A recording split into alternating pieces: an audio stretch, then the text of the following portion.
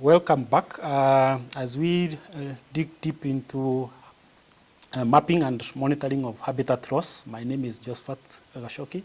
I'm an ecologist. So in the previous session, we've discussed about biodiversity hotspots. So in this one, we want to examine what factors that drive us to preserve those hotspots. So commonly we talk about conservation. So when we're talking about conservation, we look at it from two angles, conservation as a practice and conservation as a philosophy. So the ethical framework is rooted in the respect for the nature and advocating for stewardship rather than viewing nature merely as a resource to be exploited. So when we're talking about conservation, it takes different scopes. We can talk about conservation looking at habitat protection, endangered species recovery, pollution reduction, or sustainable resource management. So when we're talking about conservation, the conservation aspect revolves around these things, around these topics. But then we're talking about you have to look at it from the two perspectives, the practice aspect of it and the philosophical bit of it. So the ethical aspect. So when you talk about protection of the habitats, what's drive you to do or protect that habitat, and what is it that you are doing in actuality on the ground to protect the habitat?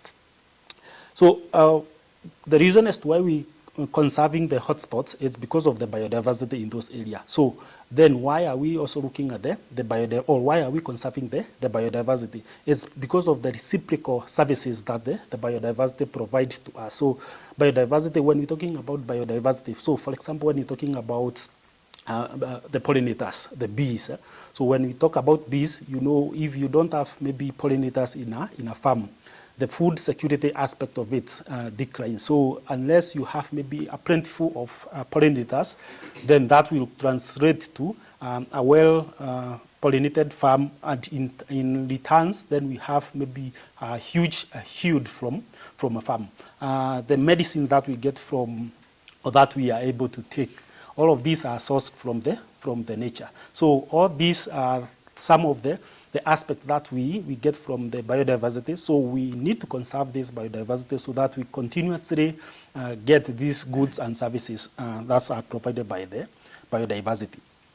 So it's the conservation bit of it is fueled by the reason as to why we're conserving an area is because it's facing certain threats. So we have like 3 major threats that have been identified by the UN.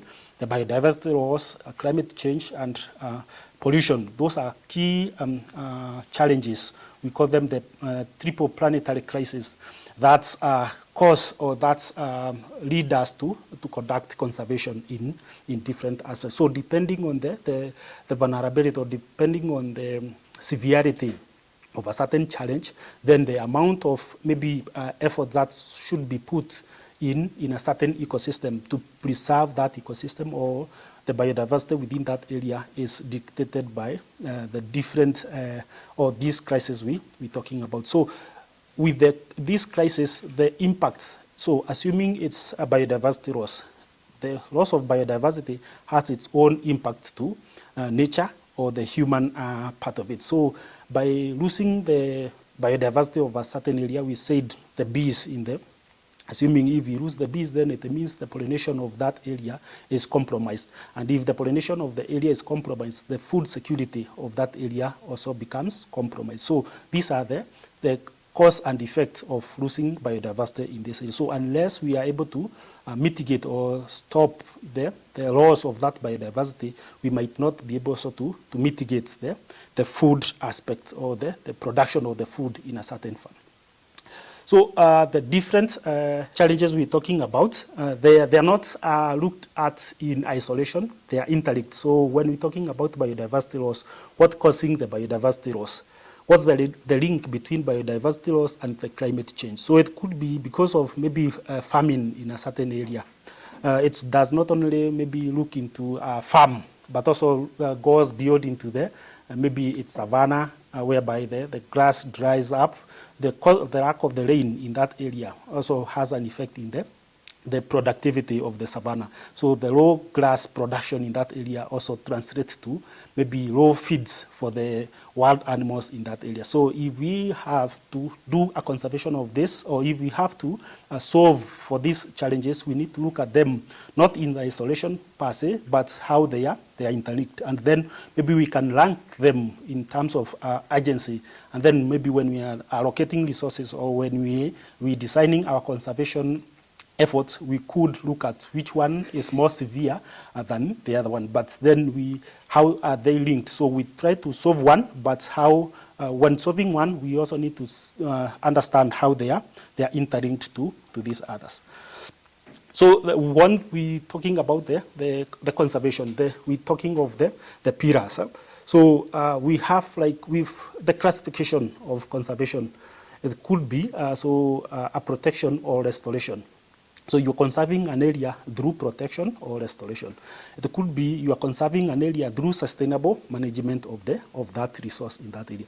In other cases, we're talking about realigning the policies that are in place, or maybe developing new policies that will help us to preserve a certain ecosystem that is bound to be threatened by a certain challenge, maybe it could be deforestation in that area. So all this forms part of what we now diverge into when we're talking about conservation through protection or conservation through restoration. So these forms like the key pillars, and these are some of the effort or the pillars that are used by international organizations to try to drive maybe a certain niche, so that it becomes easy to concentrate efforts or concentrate resources that will enable maybe a certain community to undertake one of the different conservation aspects in this nature. So different institutions have come up. So we have like key institutions on a global perspective. That's anytime you hear their name mentioned, they trigger something or an aspect of conservation. So for example, when you hear of IUCN, the first thing that comes into your mind is about Red List. When you hear of TNC, then what comes into your mind? When you hear of Conservation International, what comes into your mind, or WWF? So these are just a few of the many organizations that are existing, that are talking about conservation in nature. So I would maybe, if you want to dig, or if you want to go into the world of conservation, you can create a curated list of different organizations, looking at what is it that they are offering, and then trying to match that with what you are doing on the ground, so it becomes easier to match. Maybe is it a skills, expertise that you require? Is it the funding aspect? Is it the policy development skill that you want to get from the different institutions that are dealing with conservation? So if you look at this in depth, you see each and every organization is tailored to a certain topic that they are trying to understand. So if you align yourself with one of them, then you'll be able to advance maybe your conservation efforts using the topic that the organization is working towards achieving. So so in the conservation bit of it, so when we're talking about conserving, or when we're talking about protecting or restoring an area, we need to think of it from a systematic thinking approach. In this aspect, we're talking about, so you're restoring an area, but you're not just planting, or you're not just restoring maybe hydrological aspect of that area. So you could look at, so when you do a restoration of hydrological aspect in a wetlands, what are the ripple effect of doing that? So we know wetlands could be, wetlands are used as nesting or feeding grounds for migratory birds. So if, for example, the hydrological aspect or the hydrological flow into that wetland is maybe damped, so what happens to the whole ecosystem that is used by the migratory birds? So if you take into aspect of restoring the ecological aspect, you're not just restoring the water flow, but you're restoring all the services that come into play with the whole ecosystem of the wetland in that place. So we need then to reframe on how we define conservation. So initially, most of the time, anytime we're talking about conservation, people would always think about maybe being excluded from a certain area, assuming it's a park. So you told we have a different definition of a park, whereby it's exclusively no-take area, where in other cases we have selected take aspect. So if we want to be successful in conservation, we need to look at it from different angles, whereby we're looking at it from rather than a defensive aspect, but from a regeneration aspect. So we are conserving through restoration or healing an ecosystem, so that in return we continue to enjoy the services that are there.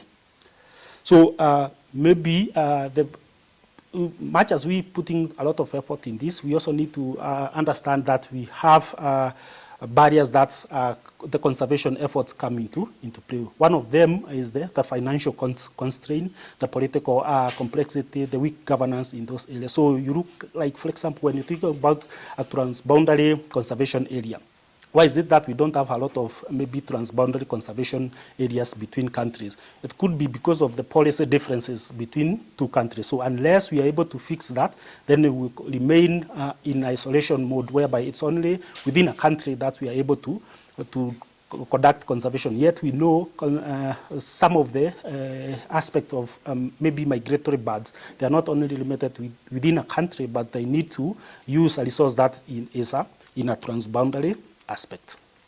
So some of the strategic aspects or action that's now being carried out to enhance or to make it easy for people to understand conservation is trying to work within aspects that involve community or that respect the nature or the obligations of the community. So in the picture displayed here, it's a community trying to work around mitigating climate effects, whereby in the dry area, the flash rains, once they come, the water is able to, or the water flashes down, then the area remains dry throughout. So they are trying to create half moon, a conservation aspect that traps the water and allows maybe that area to regenerate naturally in that part.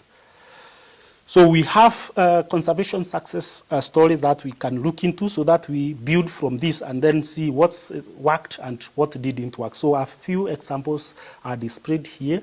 So like, for example, the Arabian ox that was successfully restored in that area. So if we look at what the steps that were taken into place so that we can have a successful restoration of such a species. So the same with other species. It could be sea turtles we're talking about. It could be other maybe species that almost went to extinct, but when the conservation aspect came into play, the species was able to be reintroduced in that area. So again, we can't talk about conservation without looking at the finance bit of it, because there are quite a number of aspects that goes into play, or a lot of work that goes into play that need to be understood. So to be able to carry out conservation, it comes with some financial attachment. So we need to understand where do we, or which institution are involved mostly in conservation. So we have, for example, the funding from Global Environmental Facility. That's one of the many aspects or the many platforms that we can always source funding for conservation. So here I just display a few of the widely known, but this is not an exhaustive list. So you could look through. Like the biofilm is like a database whereby all the different funding in terms of conservation, you can look through this and you are able to check where do you fit in the funding aspect, and you could maybe tailor one of your proposal to fit one of the funding call from the biofilm. So in summary, we're talking about conservation should be and must evolve through innovation, governance, and inclusion. So if we want to succeed in conservation, we shouldn't look at it in isolation. We need to have an integrated approach to conservation. We need to have strategic investment in what are we, or where are we allocating our resources within the conservation aspect. We need to work within with the community, because the conservation aspect or the conservation outputs, we want to have that one translated to the livelihood of the communities or the people living around the ecosystem that we're trying to preserve, and also engaging the community. Remember, the lack of engagement creates a conflict between the use and also the conservation bit of it. So if we have like an open dialogue when we're talking about conservation or when we're planning about conservation, it will become very easy to succeed in the conservation one. So this session gives like an overview of the whole conservation aspect, but it allows us to look at conservation in this in different aspects, and also gives us like a foundation on if we were to do conservation, what area would be the best suited for maybe the challenges that you are facing within your country or within your region. So I call upon you to check within your region or your country what challenges are you facing in terms of conserving a hotspots area, and tailor maybe a proposal on that, and use that proposal now to try to fix into what we're talking about using GIS in conservation. So if it's illegal tracking of poaching or illegal trafficking of wild species, how do you go about it? So you have to start from the problem, what's causing the problem, what area is the problem being affected, and which or which community are there. So when you are able to tailor that, then you are able to fix that, or when you are able to use that one now when we are talking about GIS, application of GIS in conservation. So I'll stop there, but we'll have an opportunity to have questions so we can discuss further on this. Thank you.